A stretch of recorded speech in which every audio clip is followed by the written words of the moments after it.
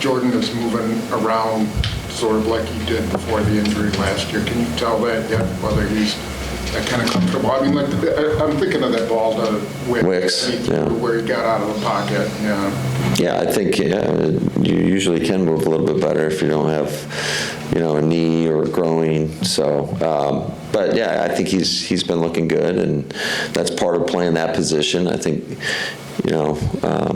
some guys are a little bit better at the pocket manipulation than others, but I think he's done a pretty good job. I think last year, I always look at the number of sacks guys take, and he has a good feel in the pocket and understands when he needs to use his legs to try to manipulate the pocket, or there's nowhere to go. Oh shoot, where's my check down? And so I think he's done over the course of 2 years a pretty good job with that, whether he's got his legs or not. When Albert, on Jordan, when Albert Breer was in town, he was talking about, I'm not sure if it came from you or from Jordan, but an emphasis was him throwing more to the left.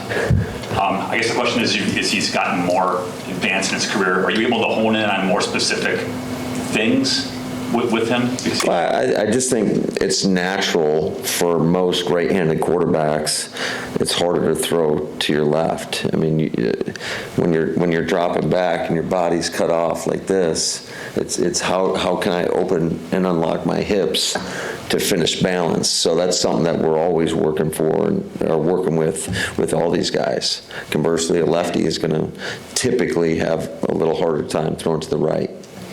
So are you able to hone in more, not just that particular thing, but just because he's played so many games now, are you able to hone in on maybe littler things than maybe you were even last year? No, I think we've always kind of coached the detail of the footwork, and I just think that's the foundation for good quarterback play is not only the rhythm and timing, so your footwork, but also getting your body in a better position so that when you do throw the football, most of these guys, when they're on platform, when they're more balanced, they're going to be more accurate. So that's why there's such an emphasis on the defensive side of the ball of trying to move the quarterback off the spot, because now you're talking about maybe not as good a body position, guys a little bit more off balance, and that's usually where you're going to find more inaccuracy.